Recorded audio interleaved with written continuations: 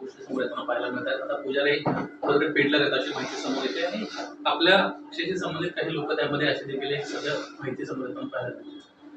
नाही, जे कोणी असेल अशा धार्मिक ठिकाणी असं कृत्य करत असेल त्याच्यावर कारवाई व्हावी.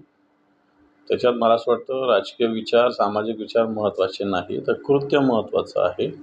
त्यामुळं अशा पद्धतीनं चुकीचं कृत्य जो कोणी करत असेल त्याच्यावर कडक कारवाई सरकारने करावी.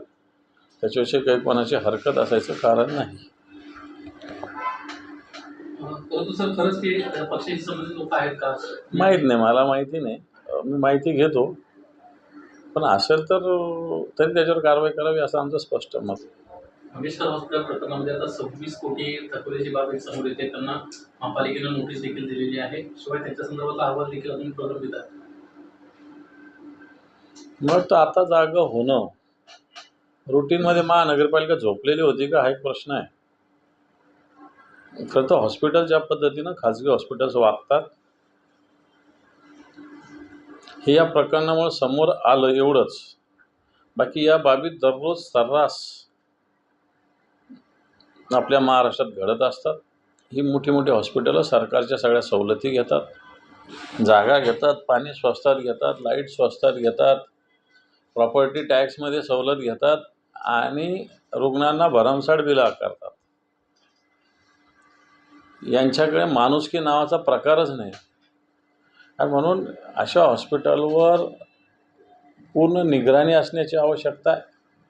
आता आम्ही ऐकलं का महानगरपालिकेने नोटीस दिली, पण तो महानगरपालिका सामान्य माणसाचा 1000 रुपये टॅक्स थकला, 2000 थकला, 5000 थकला तर त्याच्या दारात जाऊन नोटीस चिटकवतात, त्यांना कारवाईची धमकी देतात. इथं 22-22, 23-23 कोटी रुपये टॅक्स थकतो, त्याला कोणी विचारत नाही. हा प्रकार पण चुकीचा आहे ना. सर 26-17चा मास्टर माइंड राणा याला भारतात आणण्याची प्रक्रिया सुरू आहे, कसं पाहता या? 26-11च्या पुढे वर्ष कोणतं आहे?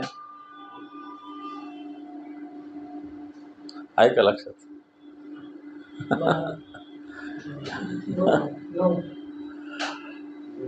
आता 2025 आहे. किती वर्ष झाले याला? आपण 26-11 तर लक्षात घेतो, पण 26-11 9 झालं, 10 का 11 आहे का 12 हे आपल्या लक्षात नाही. आज एवढे वर्ष होऊनही हा आरोपी आता आणण्याचा प्रोसेस आहे, कंप्लीट होते. मला तर खूप उशीर झालेला आहे. यातला कसा बिसाब यांना तर फाशीवर लटकावलेला आहे. परंतु आपले जे अधिकारी याच्यात गेले, कॉन्स्टेबल ओंबळेसारखे वेगवेगळे लोक जे याच्यात शहीद झालेले, मला वाटतं हे वापस येणार नाही आहे. हे वापस येणार नाही आहे. सरकारने या कारवाईला फार उशीर केला आहे असं आमचं मत आहे. दरामध्ये आता कुठेतरी कमतरता होणार. रेपो रेट जे आहे ते कमी होताना आपल्याला पाहायला. रेपो रेटच्या दरामध्ये आता कुठेतरी कशाच्या रेपो रेट नाही, कर्जाचे हप्ते कमी होतील. कर्जाचा व्याजदर जो आहे तो कमी होईल होम लोनचा. मला त्याच्यात आर्थिक अभ्यास नाही, म्हणजे तुम्हाला क्लिअर सांगितलं तर रेपो रेट विषयी मला स्टडी नाही, मला त्याच्यावर जास्त नाही बोलता येणार. सर मनसे अध्यक्ष राज ठाकरे यांनी त्याच्या सभेमध्ये पण नद्यांसंदर्भात बरीच गोष्टी बोलले होते. त्यानंतर आज नाशिकच्या गोदावरीमध्ये मनसेने आंदोलन केलं नदीपात्रात. दुसरीकडे मराठीच्या मुद्द्यावरून मनसे नेहमी भाष्य करताना दिसते. आता त्यांच्याच नेत्यांना धमकीचे कॉल येतात, शिवेगाळी केली जाते उत्तर भारतीय व्यक्तींकडून. कसं पाहतात या सगळ्या गोष्टींकडे? हे मनसे म्हणजे जितनी चाबी भरी रामने उतना चले खिलौना असे गाणं आहे आपल्याकडे जुनं. तेवढी चालणारी संघटना आहे. चाबी जेवढी भरलेली तेवढीच चालेल. कोणाच्या तरी इशाऱ्यावर चालणारं हे संघटन आहे. आणि म्हणून हे फार मनाने या सगळ्या गोष्टी होतात.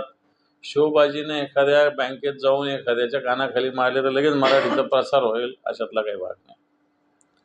गंगेत जाऊन तुम्ही राहिले म्हणजे गंगा स्वच्छ होईल अशातला काही भाग आहे. हे सगळे विषय आहे. अतिशय प्रॅक्टिकली याची सुरुवात आवश्यक असते. त्याला मला असं वाटतं एखादा बँक कर्मचारी किंवा गंगेत जाऊन उभं राहणं, समजा गोदावरीत जाऊन उभं राहणं, यांनी हे सुधार होणार नाही. याच्यासाठी बेसिक सुरुवात सगळ्यांना करावं लागेल. पण करणारं कोण असतं त्याच्यात सरकार महत्त्वाचं असतं. आता हे सरकार कोणाचं आहे हे आपल्याला माहिती आहे. या सरकारविषयी मनसेची भूमिका काय हे आपल्याला माहिती आहे. हे सरकार यावं अशी भूमिका सातत्यानं मांडलेली आहे. सभेमध्ये सुद्धा या सरकारविषयीच बोलले. शेवटी राजकीय पक्ष यांना राजकीय भूमिकासुद्धा घ्यावी लागते. परंतु ही राजकीय भूमिका घेत असताना आज वेगळी, उद्या वेगळी, परवा वेगळी, तेरवा वेगळी अशी मनसेची सातत्यानं भूमिका आहे. त्यामुळे हे आंदोलन शोबाजीचे आंदोलन मनसे करत असते.